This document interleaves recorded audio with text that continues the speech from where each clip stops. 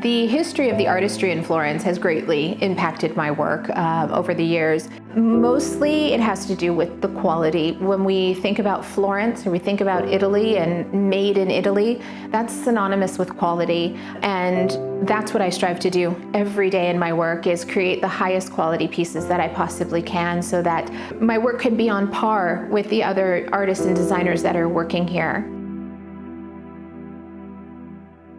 And also I'm interested in getting to know other designers and sharing their journey and how they got there, or their ideas, or learning new techniques or learning new ways of creating things.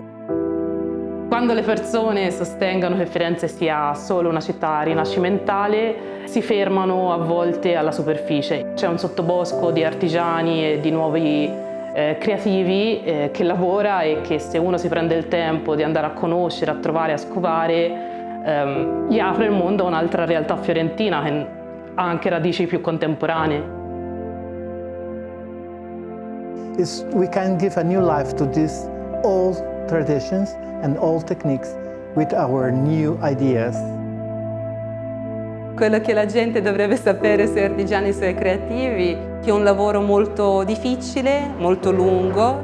Uno non deve vedere solo capo finito, insomma l'oggetto finito, ma anche immaginare tutto quello che c'è dietro, che è tantissimo, bellissimo lavoro, ma sono, non voglio dire ore, ma giorni, per non dire mesi.